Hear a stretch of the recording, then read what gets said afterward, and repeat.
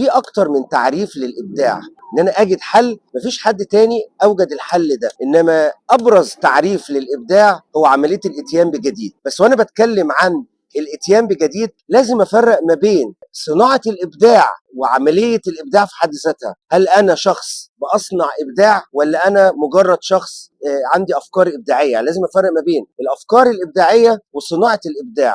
بيتر دراكر طبعا في كتابه الرائع بيقول افكار جميله، افكار ابداعيه، الكيلو يساوي 10 سنت. يعني ايه؟ يعني ايه قيمه ان انا عمال اقول افكار وانا ما عنديش القدره وما عنديش الهمه اني احولها الى برامج عمل حقيقيه، ان انا احولها او احطها في الفعل. وده الفرق ما بين الايه الناس العاديه والناس المبدعه فعلا.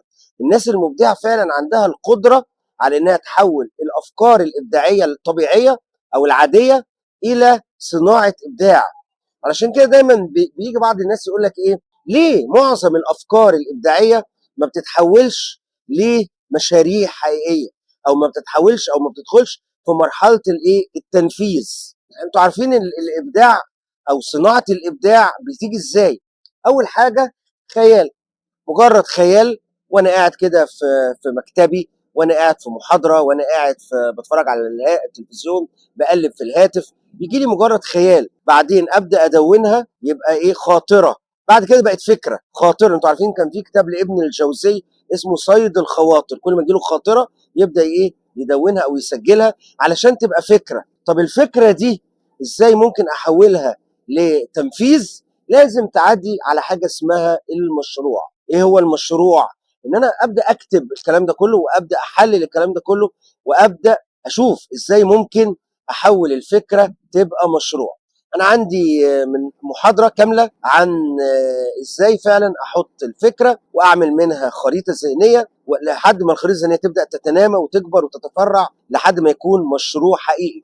يبقى انا كده عملت مشروع كامل على ورقه واحده، كده اقدر احوله فعلا الى مرحله الايه مرحله التنفيذ، علشان اقدر اقول ان الفكره الابداعيه دي فكره متكامله. ان شاء الله في فيديوهات تانية هنتكلم اكتر عن كل خطوه من الخطوات اللي فاتت، هحاول اتكلم اكتر عن الفكره ازاي فعلا ممكن تكون فكره متكامله، يعني مجرد الخيال اللي جه في دماغي او الخاطره ازاي فعلا اقدر اقول ان هي فكره متكامله. اقدر برضو المرات الجايه هتكلم عن ازاي احط كل الكلام ده على ورقه او على صفحه واحده علشان يكون فعلا هو ده المشروع المتكامل. عندي ملف متكامل اقدر اقول للناس يا جماعه هي دي الفكره الابداعيه بتاعتي اللي انا هقدر احولها لصناعه الابداع. احنا دايما بنقول لو انا عندي فكره موجوده في دماغي هي بالظبط زي الفرخه المثلجه اللي محطوطه في الثلاجه او في الفريزر، ما اقدرش اكلها، لازم انزلها واسخنها واحمرها والكلام ده كله